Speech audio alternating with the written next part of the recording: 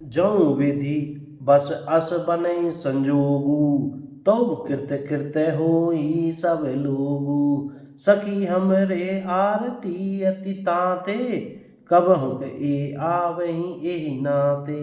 श्री राम जय जय राम। आपस में सखियां कहने लगी कि देवयोग से ऐसा संयोग बन जाए कि हम सब लोग कृतार्थ हो जाएं। हे सखी, मेरे तो इसी से इतनी अधिक आतुरता हो रही है कि इसी नाते कभी ये यहाँ आवेंगे। कौन?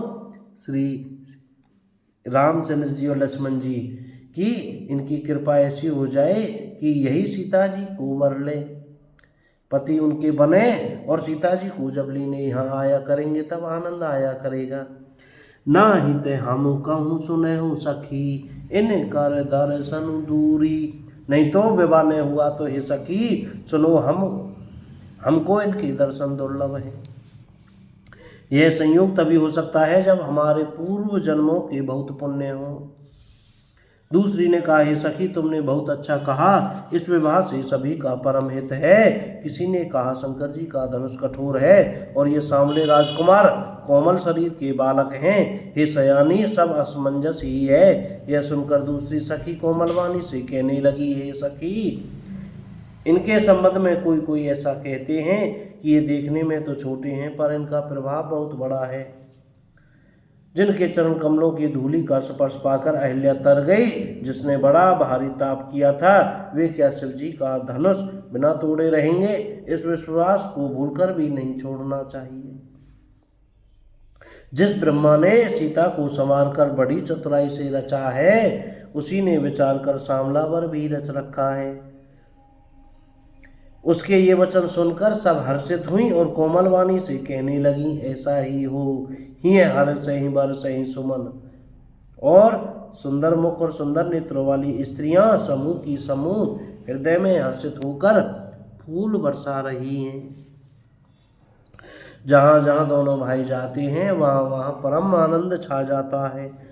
जहाँ जहाँ जह बंधु दो, तह तह परमानंद। और क्या कह रहे, दोनों भाई नगर के पूरब ओर गए, जहाँ धनुष यज्ञ के रंग भूमि बनाई गई थी। बहुत लंबा चौड़ा सुंदर ढाला हुआ पक्का आंगन था, जिस पर सुंदर और निर्मल वेदी सजाई गई थी।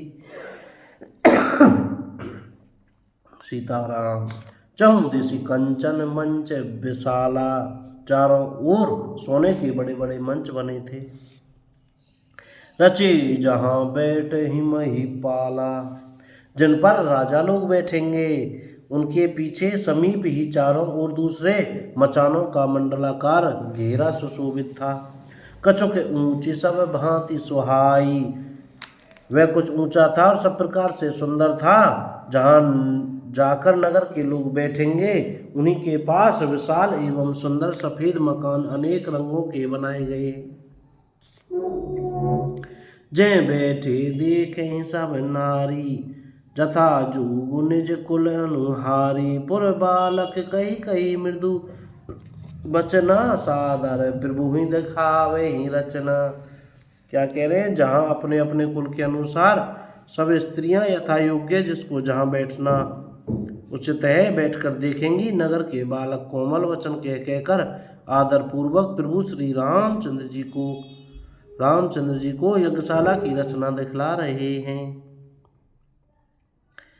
सब शिशु एहि मिस प्रेम बस परसि मनोहर गात, तन पुल कहीं अति हर्षु हिये, देख देख दो भ्रात। श्री राम जय जय राम।